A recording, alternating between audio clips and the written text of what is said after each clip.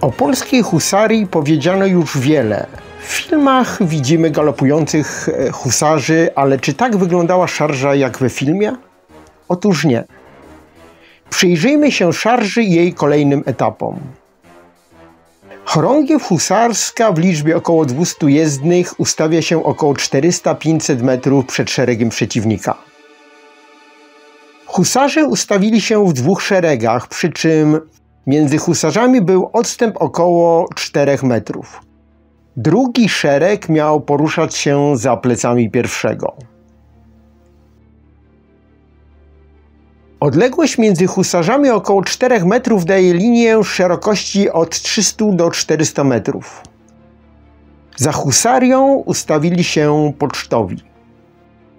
To lekko zbrojni jeźdźcy, których zadaniem było wspieranie uderzenia husarii i umożliwienie jej odwrotu w celu przegrupowania. Ponieważ pole bitwy nie było cichym miejscem, rozkazy były wydawane za pomocą piszczałek przez namiestników lub poruczników. Rozpoczyna się szarża.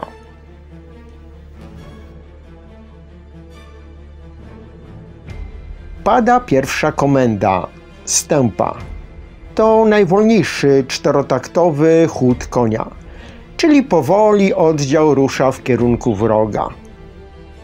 Przy tej komendzie oddział pokonywał około 50 do 100 metrów. Kopie ustawione pionowo w uchwycie przytroczonym do siodła. Wytok przy pochyleniu kopii zwiększał siłę rażenia. Następnie piszczałka wydawała kolejny rozkaz rysią.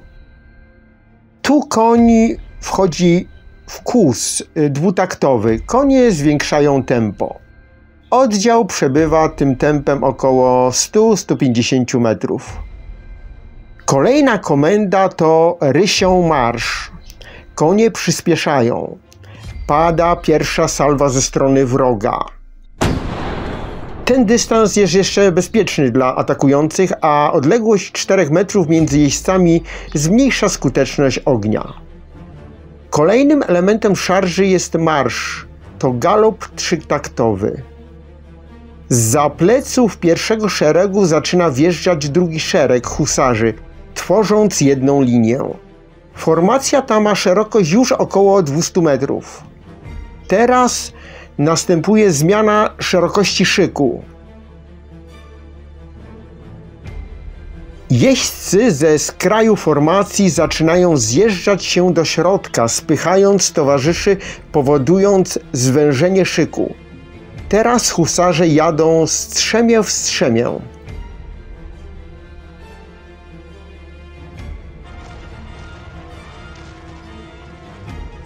Nie tak jak widzimy na filmach w nieładzie. To prosta linia, którą towarzysze husarscy wyćwiczyli do perfekcji. Szerokość formacji zwęża się do około 100 metrów.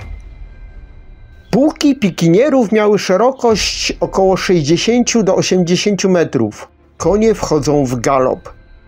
Do przeciwnika pozostaje dystans około 80 metrów. Pada komenda kopie na ucho. Kopie husarskie w wytoku pochylają się do ataku. Ostatnia komenda to marsz, marsz, marsz. 50 metrów przed szeregiem przeciwnika konie wchodzą w cwał. To już bieg na pełnej prędkości. Atakujący husarze wydają przerażający okrzyk, zwiększając strach w szeregach przeciwnika. Linia rozpędza się do prędkości około 60 km na godzinę i pełną mocą wbija kopie w szeregi przeciwników. Ponieważ kopie husarskie miały długość około 4,5 do 6 metrów, dawało to przewagę uderzeniową. Kopie kruszą się na linii wroga. Ponieważ szerokość uderzenia była większa niż szerokość formacji pułku pikinierów, husarze oplatają formację wroga, powodując jej rozbicie. Teraz w ruch wchodzą szable i koncerze, czyli długa na 1,5 metra broń kująca.